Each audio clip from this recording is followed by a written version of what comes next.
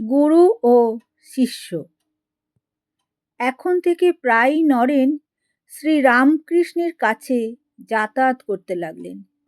তিনি অনুভব করলেন শ্রী রামকৃষ্ণই তাকে সবচেয়ে বেশি ভালোবাসেন, তাকে দেখবার জন্য সর্বদা ব্যাকুল হন। শ্রী রামকৃষ্ণ নিশ্চিন্ত ছিলেন তার নরেন একদিন খুব বিখ্যাত হবেন। নরেনের গুণপনার কথা বলতে গিয়ে তিনি একথা অন্যান্য ভক্তকেও প্রায়ই বলতেন।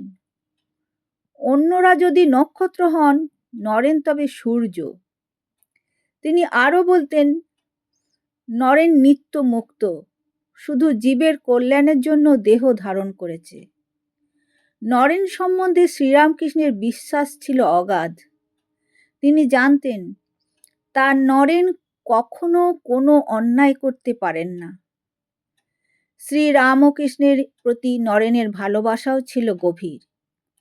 পড়াশোনা নিয়ে ব্যস্ত থাকলেও প্রায়ই তিনি দক্ষিণেশ্বরে যেতেন। নরেনের সুললিত কণ্ঠের গান শ্রীরামকৃষ্ণকে মুগ্ধ করত। তার গান শুনে প্রায়ই তিনি সমাধিতে ডুবে যেতেন। এদিকে নরেনও ছিলেন স্বাধীন চেতা। নিজে কোনো বিষয় না বুঝতে পারলে তিনি সেটা কিছুতেই বিশ্বাস করতেন না। এমনকি শ্রীরামকৃষ্ণের কথাও যুক্তিগ্রাহ্য মনে না হলে তিনি তার সঙ্গে তর্ক করতে ছাড়তেন না। তাই শ্রীরামকৃষ্ণ একদিন নরেনকে বললেন, আমার কথাই যদি তুই না মানবি তবে আমার কাছে আসিস কেন? নরেন উত্তর দিলেন, আপনাকে ভালোবাসি বলেই আসি, কিন্তু তার মানে এই নয় যে নির্বিচারে আপনার সব কথা আমি মেনে নেব। নরেনের এ কথায় কিন্তু শ্রীরামকৃষ্ণ এতটুকু বিরক্ত হলেন না। নরেনের স্বাধীন মতামত জেনে তিনি বরং খুশিই হলেন।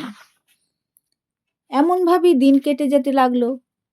শ্রীরামকৃষ্ণের প্রতি নরেনের ভক্তি ও বিশ্বাস আরও গভীর হলো। তিনি গুরুর নানা উপদেশ মেনে চলতে লাগলেন।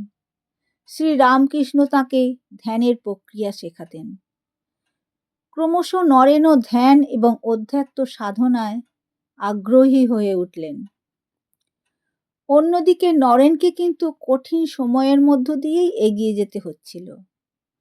1884 খ্রিস্টাব্দের প্রথম দিকে তাঁর পিতা বিশ্বনাথ দত্ত মহাশয় হঠাৎ পরলোক গমন করেন।